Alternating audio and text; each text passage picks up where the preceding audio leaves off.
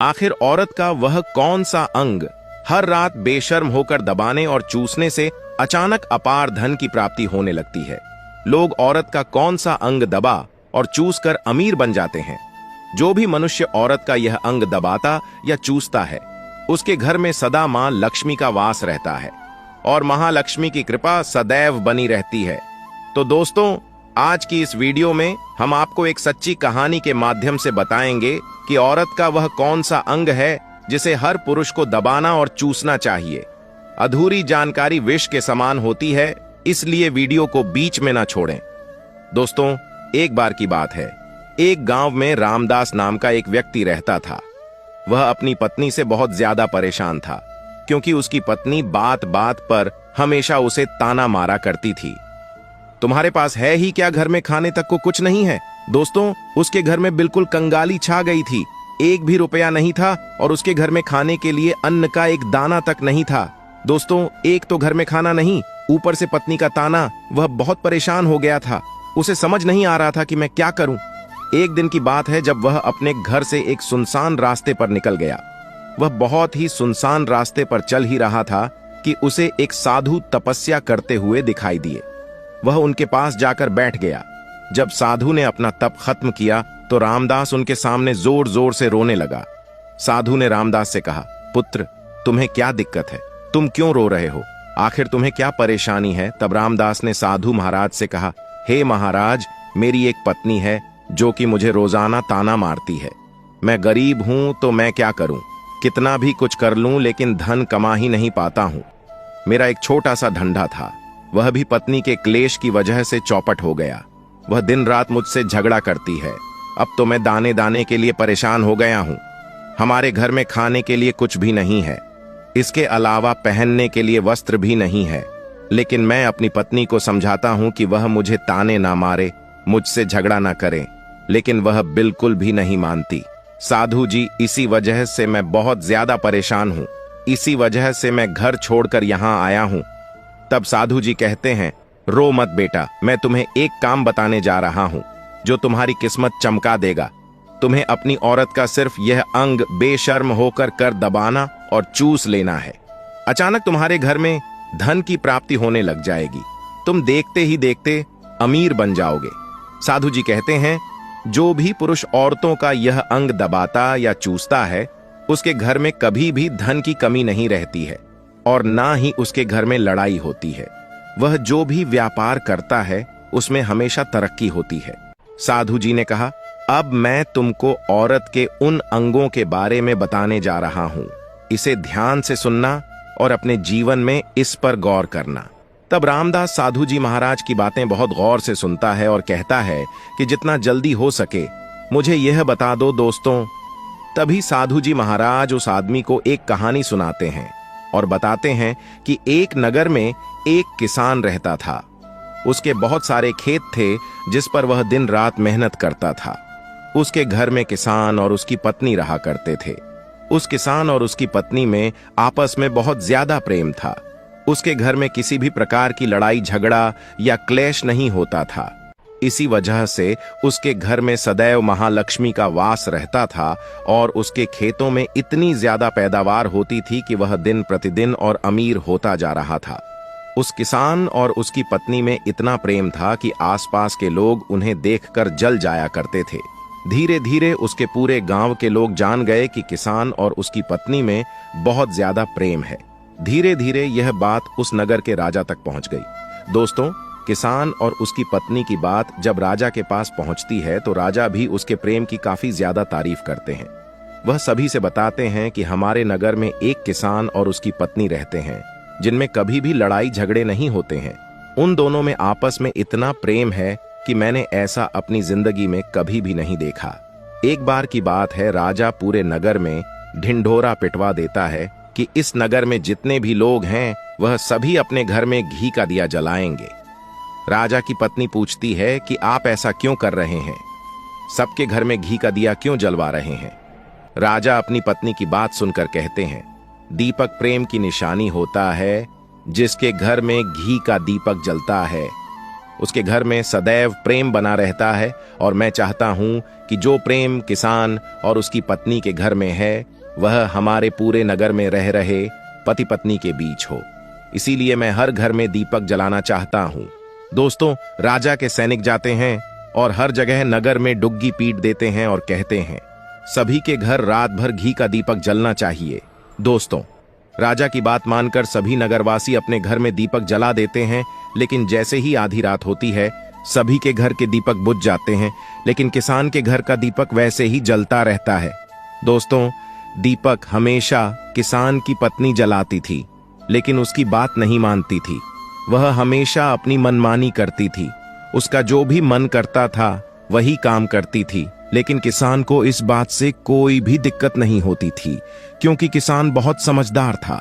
किसान सोचता था यदि मैं अपनी पत्नी को रोक टोक करूंगा तो घर में बेवजह ही लड़ाई झगड़ा होंगे। कई चीजें किसान इस वजह से अनदेखा करता था कि उसके घर में प्रेम बना रहे राजा अपने महल को छोड़कर पूरे नगर का नजारा देख रहे थे।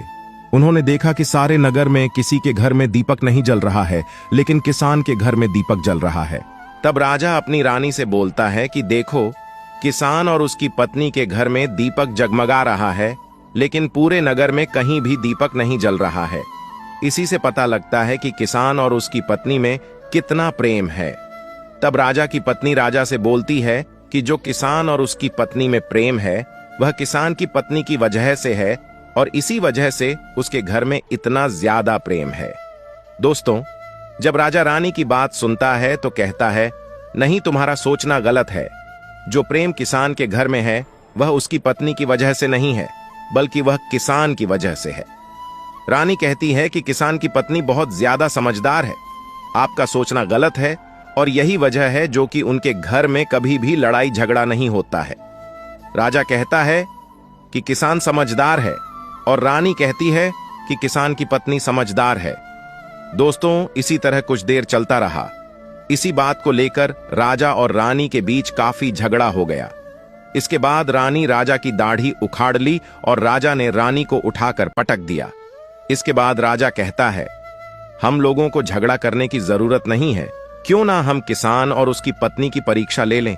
सारा दूध का दूध और पानी का पानी हो जाएगा। लड़ाई करने के बाद इस बात पर राजा और रानी दोनों सहमत हो गए और दोनों की परीक्षा लेने के लिए तैयार हो जाते हैं। तब राजा अपने महल में जाता है और एक पुरुष सैनिक को बुलाता है और पुरुष सैनिक से बोलता है कि तुम किसान के पास जाओ और जो जो प्रश्न मैं तुमसे बोल रहा हूं वह तुम किसान को बोल देना। वह पुरुष सैनिक बोलता है ठीक है महाराज। वह सैनिक राजा की बात सुनकर किसान के पास जाता है। उस समय किसान की पत्नी खेतों में गई थी, लेकिन किसान की कुछ तबीयत ठीक नहीं थी, इस वजह से वह खेतों पर नहीं गया था। इस समय वह सैनिक किसान के घर पहुंच जाता है और किसान से कहता है मैं राज दरबार से आया हूं, राजा साहब ने मुझे भेजा है। दोस्तों, किसान कहता है बताइए मैं आपकी क्या सेवा कर सकता हूं। आप बैठ जाइए, मैं आपके लिए पानी लेकर आता हूं। तभी वह सैनिक बोलता है कि नहीं, तुम कुछ भी मत लाओ, मैं राजा का सैनिक हूं, बस आपके पास राजा का समाचार लेकर आया हूं। तब किसान कहता है ठीक है, आप मुझे बताओ राजा साहब ने मेरे लिए क्या समाचार भेजा है।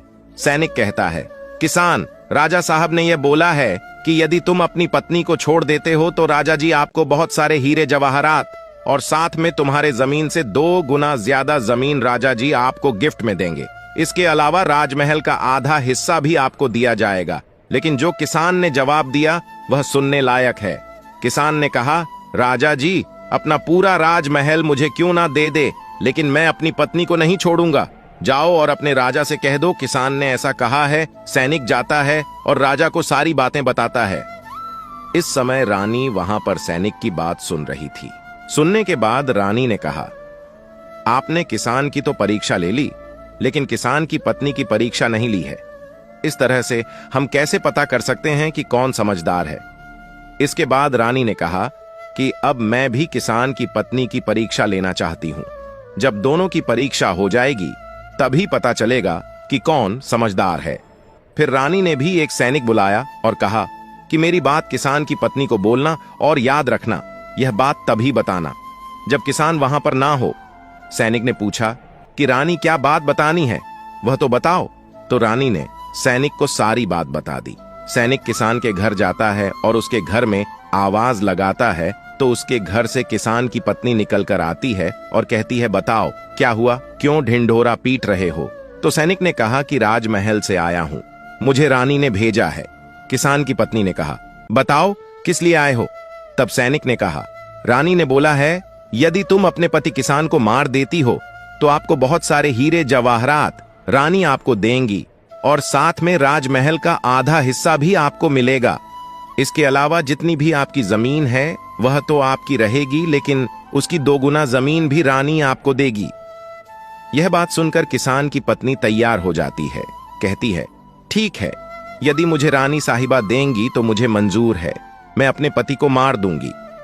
तब सैनिक पूछता है कि रानी को कैसे पता चलेगा कि आपने अपने पति को मार दिया है? तभी किसान की पत्नी बोलती है, मेरे घर में जो दीपक जल रहा है, जब मैं किसान को मार दूंगी तो उसे बुझा दूंगी, तभी आपको पता चल जाएगा कि मैंने किसान को मार दिया है। अब सैनिक किसान की पत्नी की बात सुनकर राजमहल जाता है और रानी को सारी बात बताता है। किसान की पत्नी की बात सुनकर रानी बहुत अचंभित हो जाती है। राजा और रानी को स्त्री जात से नफरत होने लगती है। उसी समय राजा अपने नगर के सभी लोगों को बुलाता है और कहता है कि मैं चाहता हूं कि मेरे और मेरी पत्नी की वजह से किसान की जान ना जाए। तुम लोग ऐसा करो, उस किसान के घर जाओ और सारी बातें बता दो और उस किसान को बचा लो, वरना किसान की पत्नी उसे मार देगी। इधर सैनिक किसान के घर जाते हैं और सोचते हैं कि किसान की पत्नी किसान को रात में मारेगी और दिया बुझाएगी। इससे पहले ही हम किसान के घर में पहुंच जाते हैं और किसान को बचा लेते हैं। दोस्तों, जैसे ही राजा के सैनिक किसान के घर पहुंचते हैं तो देखते हैं कि किसान तो मरा पड़ा हुआ है। तो सैनिक किसान की पत्नी से बोलते हैं कि तुमको तो किसान को रात में मारने के लिए बोला गया था, लेकिन आपने अभी किसान को क्यों मार दिया? तब उस किसान की पत्नी बोलती है कि किसान को तो मुझे मारना ही था, रात में तो मुझे सिर्फ दिया ही बुझाना था, इसलिए किसान को तो मैंने दिन में ही मार दिया है। सभी सैनिक तुरंत ही किसान के घर से दौड़े दौड़े जाते हैं और राजा रानी को सारी बातें बताते हैं। राजा और रानी क्रोध से आग बबूला हो जाते हैं। इसके बाद राजा और रानी किसान की पत्नी को बंदी बनाकर लाने के लिए अपने सैनिक से कहते हैं। सैनिक जाते हैं, किसान की पत्नी को बंदी बनाकर ले आते हैं। राजा किसान की पत्नी से पूछता है, ऐसा तुमने क्यों किया? तुम लालची औरत हो, तुम्हें पैसों से प्यार है। तभी किसान की पत्नी ने जवाब दिया और बताया कि मुझे तो किसान को पहले ही मारना था, वह तो मैं कोई बहाना ढूंढ रही थी, क्योंकि किसान की आदत बहुत खराब थी, वह मेरे साथ बहुत खराब व्यवहार किया करता था। तो राजा ने कहा, ऐसा क्या करता था किसान? तो किसान की पत्नी ने जवाब दिया कि वह मेरे नाक का ऊपरी हिस्सा अपनी उंगली से हमेशा दबाया करते थे। इसके अलावा किसान एक काम और मेरे साथ करता था, वह किसान मेरे कान का पिछला हिस्सा अक्सर अपनी जीभ से स्पर्श किया करता था। राजा ने पूछा, ये बताओ, जब आप लोग गरीब थे तब क्या किसान आपके साथ ये काम करता था? तो किसान की पत्नी बोलती है, नहीं महाराज, तब ऐसा नहीं करता था। तब राजा ने कहा, मैं समझ गया कि किसान ऐसा क्यों करता था।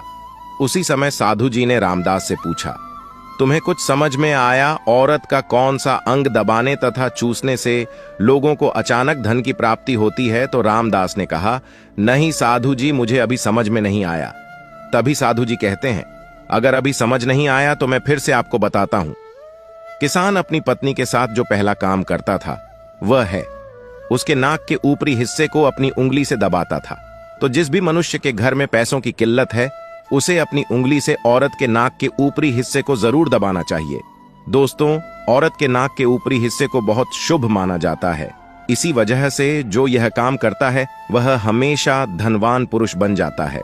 दूसरा काम है, जो भी पुरुष औरत के कान का पिछला हिस्सा अपने जीभ से स्पर्श करता है उसके किस्मत के द्वार खुल जाते हैं, उसे अचानक धन की प्राप्ति होती है।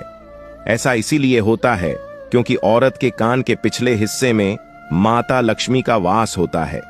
जब आप ऐसा करते हैं तो माता लक्ष्मी आपसे प्रसन्न हो जाती है और आपको अपार धन देती है। और आपने एक बात तो जरूर सुनी होगी, औरतें माता लक्ष्मी का रूप मानी जाती है। यही वजह है इस संसार में जो भी मनुष्य यज्ञ पवित्र काम करता है उसका घर धन से भर जाता है, जो कि इस कहानी में किसान भी अपनी पत्नी के साथ करता था। लेकिन आप जब भी ऐसा काम करें तब आपको अपनी पत्नी को पूरी बात बता देनी चाहिए, अन्यथा आपके जीवन में ऐसा अनर्थ भी हो सकता है। दोस्तों, आज का ज्ञानवर्धक वीडियो कैसा लगा कमेंट करके जरूर बताएं, और हाँ, कमेंट में हर हर महादेव लिखना ना भूलें। धन्यवाद।